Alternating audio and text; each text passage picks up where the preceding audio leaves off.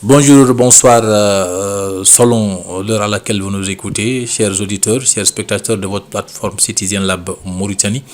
Comme nous avons l'habitude de le faire à chaque fois, de vous inviter des personnalités, des gens qui s'y connaissent dans les milieux, pour débattre de certains sujets qui ont attrait à l'actualité.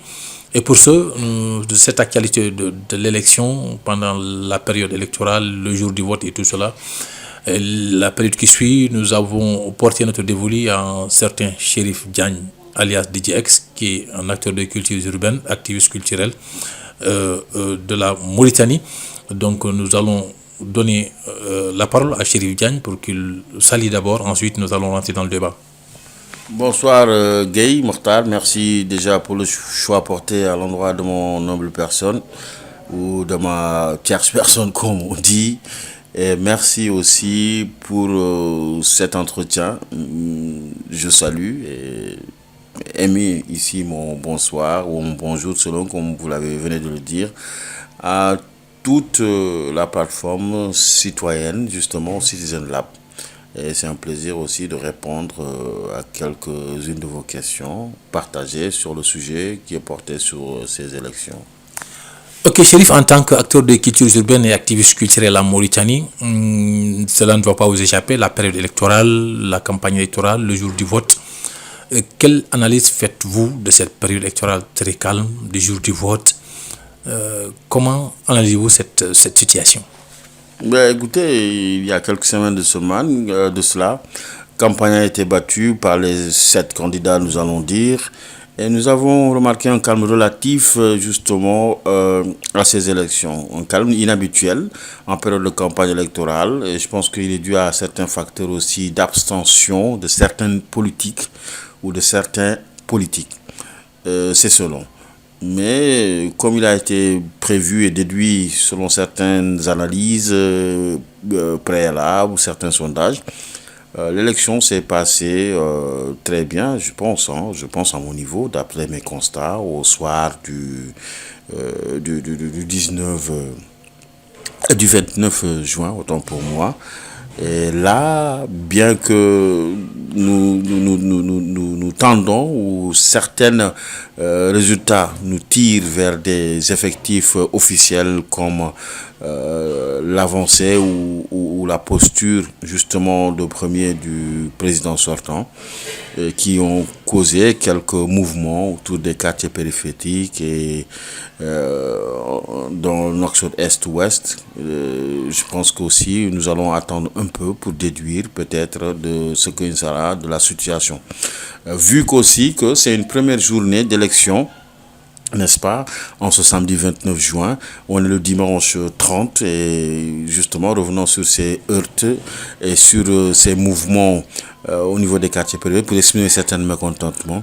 Je pense qu'il faudrait mieux être dans la retenue pour parler justement de déduction. Mais ce que je peux dire aussi, c'est que c'est une élection exceptionnelle de par le programme de chaque candidat. Je ne m'attarde pas sur un certain pensée de chaque candidats, mais des programmes très intéressants de part et d'autre portés à l'endroit de la jeunesse. Nous avons constaté que la quasi-totalité même des candidats portent leur programme ou leur espoir de ce mandat-là qui était justement mis à disposition de leur politique, portent leur choix sur la jeunesse. Et je pense que c'est très intéressant. Mais ce que j'aurais plus à dire, serait un message de paix, et un message conciliateur par rapport aux populations, un message franchement de retenue, que les politiques sachent aussi que la transparence fait la démocratie et que la démocratie est faite de transparence. Donc je pense que officieusement la prière de chaque Mauritanien et que tout se passe bien et qu'officiellement personne ne prie pour que le pays prenne feu par des positionnements, des expressions, des dits, des non-dits. Et que franchement, chacun pourrait avoir une conscience tranquille à se référer à des chiffres qui donnent droit aux gagnants. Je ne peux pas parler de gagnants. J'ai dit que le président sortant est en tête déjà de liste et de statistiques à 55 ou 56% de là où nous parlons. Et rien n'est encore officiel, mais officieusement, nous savons qu'il est en tête et ça a créé, comme je l'ai dit tout de suite, des heurts. Mais souvenons-nous que la Mauritanie est un pays de paix. et de conciliation, un pays qui se reconstruit sur beaucoup de faits.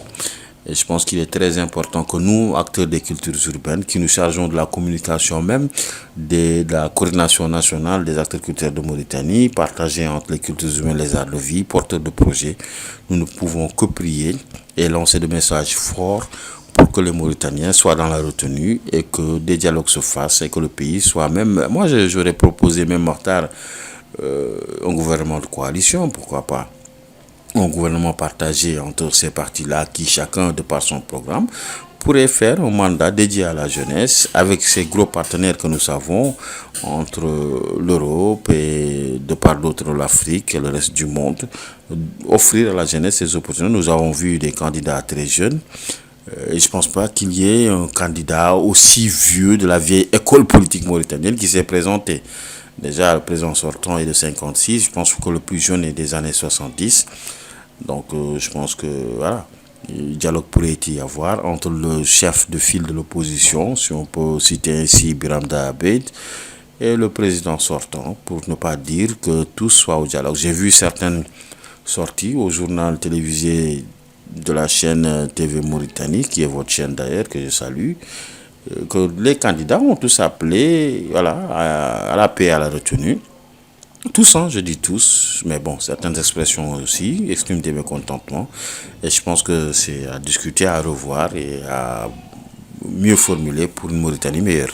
Et cette différence de score qu'à 55, 22 deuxième, 0,5, 0,92, pour vous, c'est une question de moyens ou une question de stratégie politique par rapport au score que nous avons vu tout de suite? Alors l'autre dirait que l'argent est le nerf de la guerre. Disons aussi que les masses populaires sont les nerfs de la guerre politique. Alors on va parler aussi d'existence, mais aussi de consistance.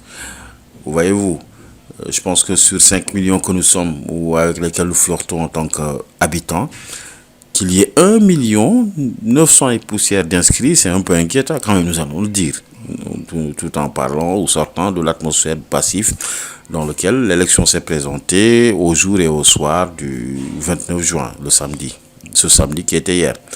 Alors revenons un peu sur le taux d'abstention. On a vu que le taux d'abstention est de 7 000 et poussières. Alors revenons sur le vote. Même pas 100 000 votants. C'est inquiétant un peu aussi. On ne peut pas parler de partialité ou d'impartialité, mais de pourquoi nous nous sommes inscrits pour ne pas aller voter. La CENI a prévenu il y a, je pense, 72 heures de cela, d'aller de tirer les cartes, mais des taux d'abstention aussi qui s'élèvent à 40 000 ou plus. Si je ne me trompe, c'est un peu, c'est un peu quand même inquiétant. Ou disons, en utilisant l'autre expression, un peu demi-mesure aussi. Alors, partagé entre qui? Un parti au pouvoir très contesté, avec, on va le dire naturellement, un président impopulaire au niveau des masses. Quand je parle de masse, je parle des couches sociaux. Et donc, candidat leader qui aussi prône le changement radical. Et d'autres partis, disons-le, qui sont en gestation, et d'autres qui ne disent pas leur nom.